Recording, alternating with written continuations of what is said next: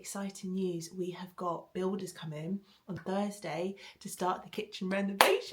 I can't believe the day has come. It has been 2.5 years, can you believe, since we moved into this house. We've got loads to do because we've got to like dismantle things like the table, take the chairs and the bench into the garage. We've got TV units, sideboards, boxes and boxes of games, furnishings and stuff that are in bags, tools that will live in the dining room.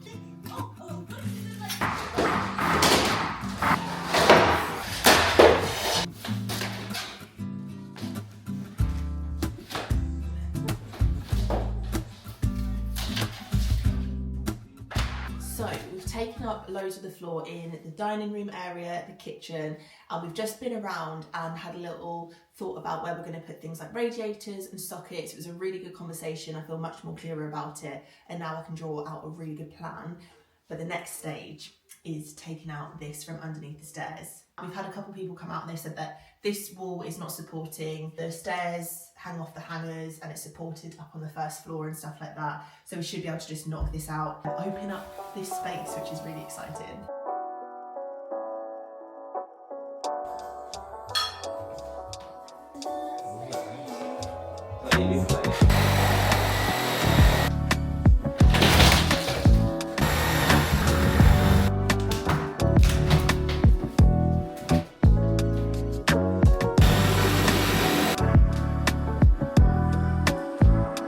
This one here, you need this in your life.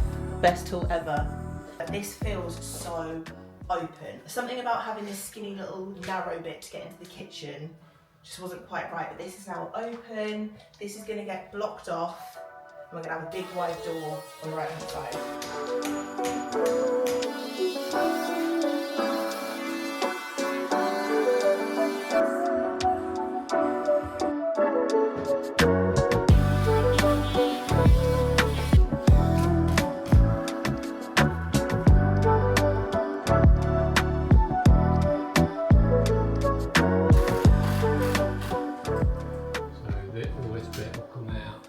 So these are pad stones and they're basically denser bricks that they use to distribute the weight of the steel beams and then down through the shell of the house. So they just put them kind of together in a brick formation with some cement and then they can put the steel beams on top. So they're going to take out some of the breeze block looking brick that's there now so that they can fill it with that.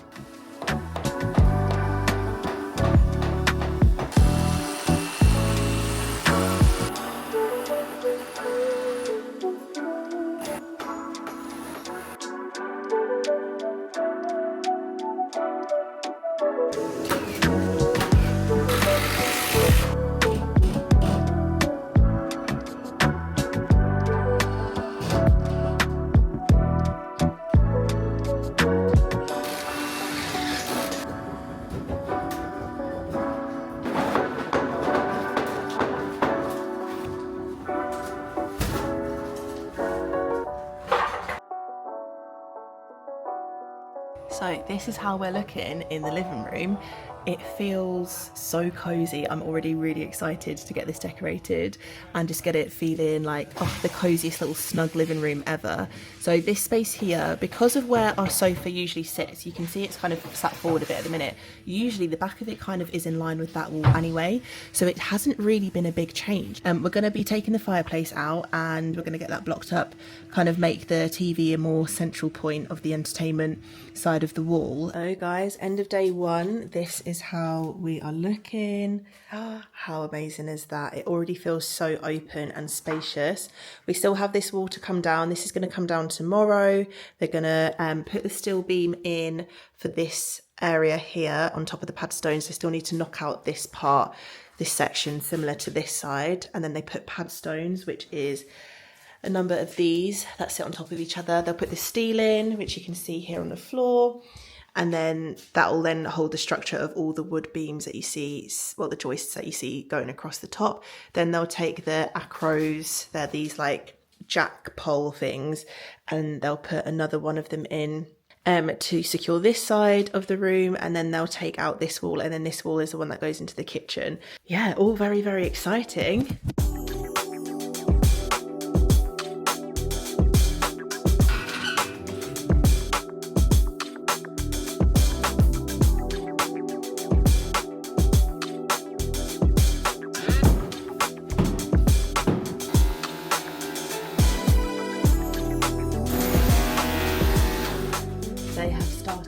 to take down the second wall. They did that so quickly. I was in the living room doing some work on my laptop and I thought, oh, let me go and check on them.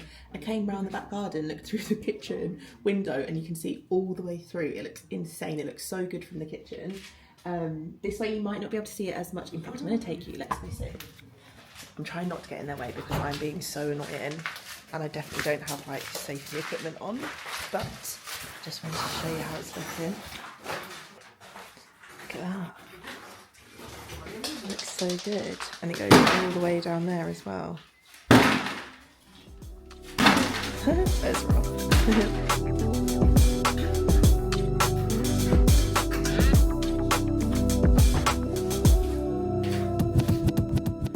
So another little update, we have had the doorway widened. This used to be a door that was around 75 centimetres. You can see where it stops there naturally. We've had it widened by about, looks like another 30-ish centimetres. Going to let a lot more light through into the hallway to brighten everything up.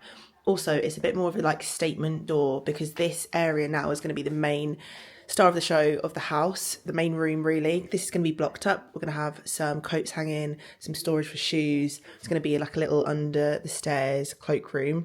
And then we've got the door to the living room and then we've got the door to the downstairs loo. So this is really like where the main events happen. So as we walk through, the lounge area down the bottom, this will be the dining space in the middle. And then we've got the kitchen main part over there as well. And on top of that, we've had our pipes moved for the radiator. So we've got these white pipes coming down here. This is going to be for the vertical like column radiator that we're going to have here. And then we've removed this radiator here because this is where I want to do the dining space. And it's not a very super wide space. So I have to be careful about what I'm going to pick to be able to allow us to dine around a table. It's probably going to be like a slimline table, something like an oval shape. And I was hoping to do under window seating bench. I just think that would look really, really nice, but it just depends really on how everything comes together once they've plasterboarded and when we've got a feel for actually how wide the space is when it's finished.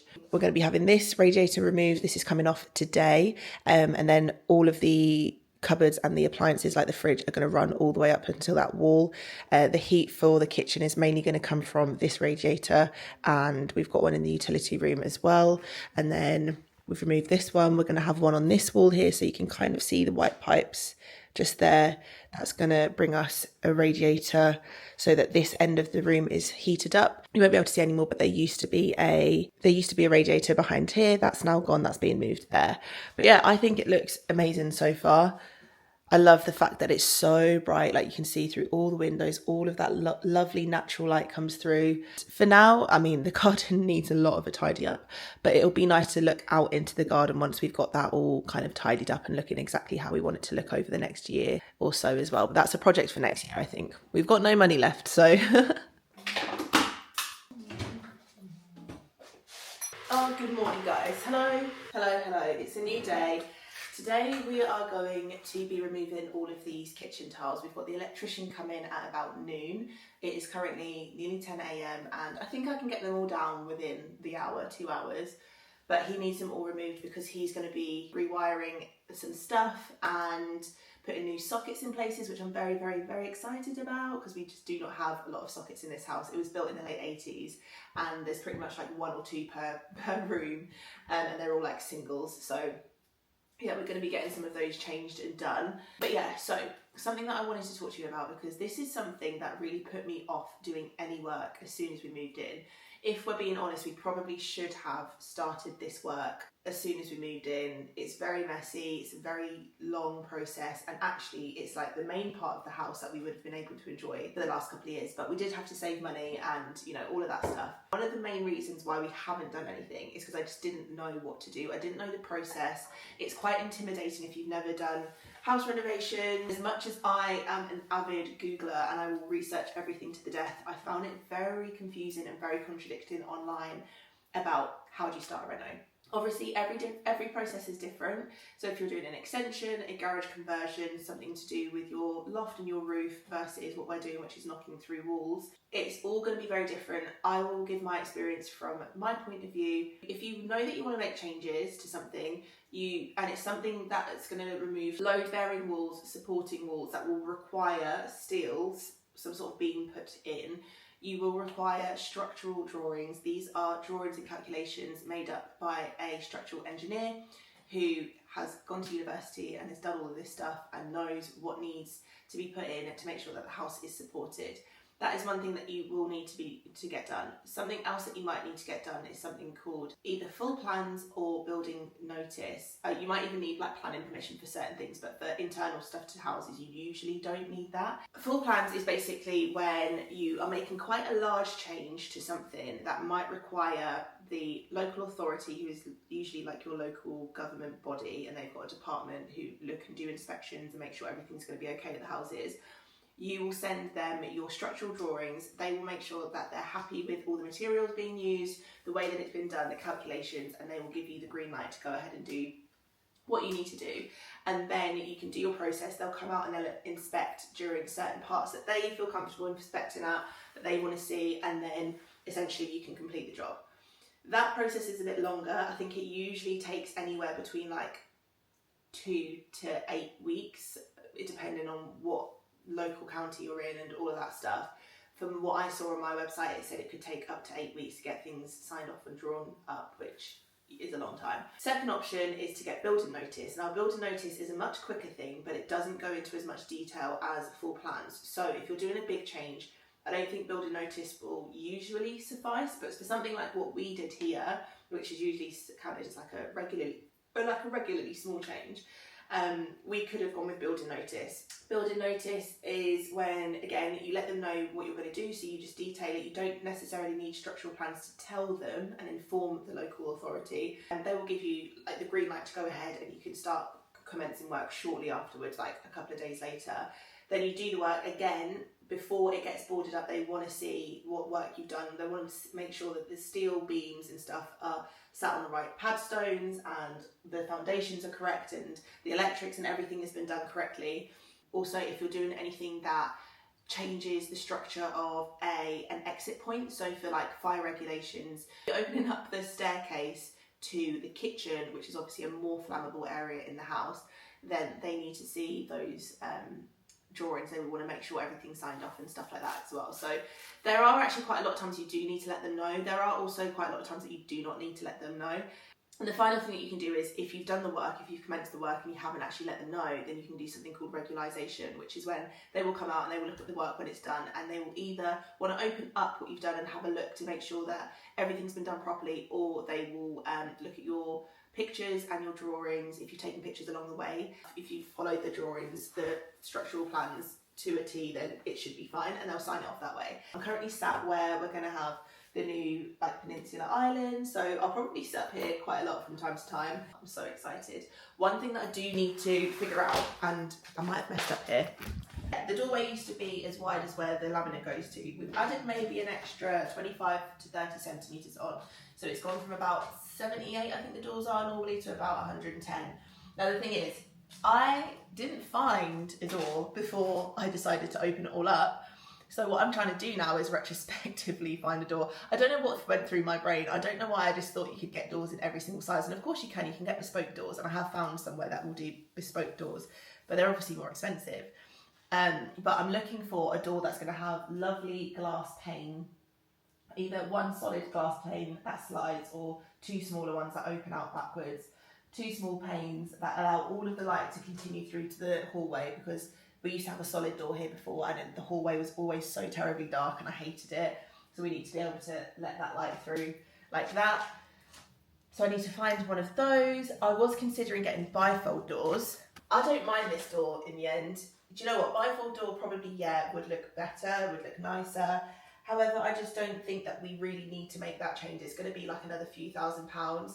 We have a sliding door here. It's got great light. It's got big, huge panes. We can see all the way through. And if we are hosting, or if we want the door open in the summer, we literally slide it and put it back and open it, and it'll be fine. So that's something that's also saved us money, which is great.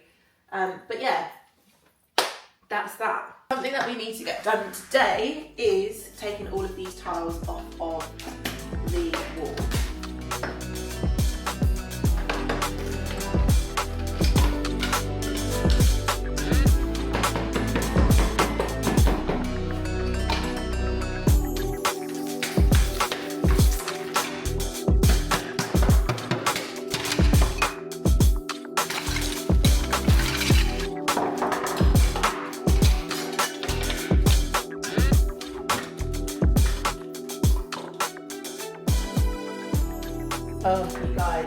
you guys. That took 50 minutes. Amazing. That's kind of what I was predicting. I thought it shouldn't take me more than half an hour. Some of them were a bit more fiddly than others. But yeah, it's all off. I just need to tidy up. The only problem is that now I'm left with a lot of adhesive on top of the plasterboard. So I need to go away and Google how is best to fix that. I reckon it might be a job of like chipping away at the thick parts, because I don't want to get anything skimmed. I don't want to have to do anything else that requires effort / money. We're going to be tiling over the top of it anyway. So it might be just a case of, yeah, just tiling over the top but taking the bulk of the adhesive off so that it's not lumpy and bumpy.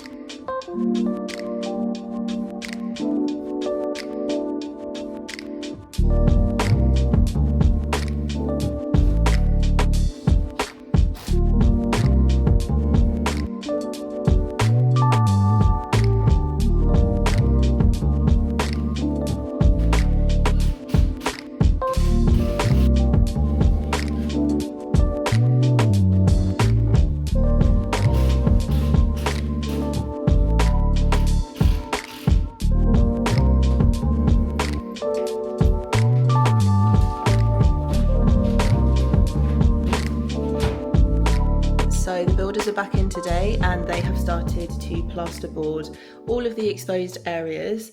They've used fire safety or fireproof, I'm not sure exactly what it's called, plasterboard that needs to cover the exposed steel beams. And then they've used normal plasterboard just for the ceilings. I think this is like a must do if you want to get your steel beams signed off by the authorities. It has to be covered in fire safety plasterboard. But I don't understand, because surely steel is like fireproof. That doesn't make sense to me. Surely you would want to use this just everywhere in the house. I feel like it's double the price, but surely to make the house like more fire safe, then you would use the pink stuff everywhere. But anyway, who knows? Then we have got progress on the under the stairs. I didn't know they were doing this today. I actually came downstairs to some loud noises. They've done a really good job as well. They've actually done it differently to how I would have done it. So not too much differently, but they've definitely done it a little bit differently. I actually think theirs looks much more sturdy and secure than mine probably would have been, just like a flimsy little bit of wood. Theirs is like 2x4s and big bits of solid wood, so that looks good. And I feel like I can see the vision of under the stairs now, and there is going to be so much room here. Over on this side, this is now how this part looks. What I'm thinking of is this fridge is going to go. This is just going to be a flat wall when they've plastered everything, and then I'm going to get us some sort of standing larder pantry unit thing that I can put there, and it can house all of my glass jars full of all of my seeds and like legumes and rices and pulses and stuff like that. And that will stand there and look really pretty. And then on this side, this is where we'll have like the fridge and everything. And then we'll have the big cooker. And then we're going to have the island come out a little bit. And then I'll be able to stand here and look down there and chat to people that are just sitting around, watch some TV, or I can vlog with you guys and you can actually see what I'm doing for once. So yeah, that's the update. Looks good. Oh, you guys, it has been a day. I've been up so early and I've just had so many odd jobs to do. I still need to do my hair. We're basically going on holiday tomorrow. I washed my hair today, Hagrid, and then the builders have been in all day, and I don't know why I didn't think about just putting like a bonnet over my head or a plastic bag or something, because the dust everywhere, and I've literally just washed and blow dried it, but I'm just going to give it a shake out when I get upstairs, blow dry it again, and hopefully all the dust just comes off my hair. But oh yeah, it's been a day. So before we go away tomorrow, I wanted to share with you a couple of bits so that you can see the vision, see the vibes, and help me choose some flooring samples. Oh, it's very exciting stuff. Like, getting to this stage now feels, oh my god, we're finally there, we're making it. I have ordered our radiators from Best Heating. Oh my god, stunning vertical column. I've got double columns, but they also do triples in white, and they do actual cast ones, or they do like cast ones, so they kind of like look like that traditional look and feel. And, oh no, not me dropping things. They also do the most insane valves. So to also jazz up your radiators, I got these angled valves. Look at that detailing, that gorgeous dark wood. Well, it's not really wood, it's plastic that looks like wood. And then brass ends. So gorgeous. I cannot wait to have these in place. So for a couple of the radiators that we've got that are this nice column design, I thought let's jazz up the ends a bit because they're all going to be on show. So sometimes radiators can really uplift a space. So we've got two in this room. Behind me here is going to be like a long, tall, vertical one, and then we've got a longer one that's going to go next to the sofa in the snug area. And then I've got one for the downstairs loo when we eventually do that. Can't wait to do that as well. I've got one for the bedroom. I've got one for the upstairs landing, and I've got one more, but I can't think where it is. I think it's the dressing room. So it's all going to end up looking really lovely. And then another important bit that I really need you guys' help with, I've got a couple of samples from, sorry, I am actually a crazy lady. I've got a couple of samples from Cardine, but it's actually their sister company called Paleo Express, and that is for people who actually want to DIY their flooring, i.e. me. So a couple of them on there I managed to pick out and get full size samples for, and they are stunning. They're so, so lovely. And this is the sort of lighting that we're going to get in the evenings, I guess. So this is a true representation of what it would look like this time at 8:30 in the summer, or slightly earlier in those wintry months. But my first favourite was instinctively this one. This is called Primrose Oak. It's got the most lovely, lovely warmth to it without being too orange. I feel like this one is too orange for me personally. This is Victoria Oak. I love Richmond Oak, but it's too dark for us. Similar to Victoria Oak. Oh, that's a different Victoria Oak. That's interesting. They're like two really quite different colours. This is much more orange. This is much more... that's interesting. But yeah, that's Victoria Oak. And then we've got Canadian Nude Oak, which is this one here, which again is a little bit... I do really like it, actually. No, I do. I really like it. But it's maybe a little bit... I'm trying to think of it in like, not just as this one strip, as like the whole floor. I'm thinking that might come up a little bit too orange. And then we've got Greenwich Oak as well, which is very, very light. But I really like this one as well. I think it's between Primrose and Greenwich. But for me, Primrose Oak during the daytime steals the show. But again, I'm trying to be realistic. When this is over the whole floor, is it going to feel a bit dark? Also, with the kitchen, what is that going to look like against the kitchen cupboard? Is that going to be a little bit too clashing? Or is it going to be nice? I think it's going to be nice. But also equally, the Greenwich Oak is really good as well. But yeah, let me know down in the comments which ones you would like, which ones you would go for in this kitchen.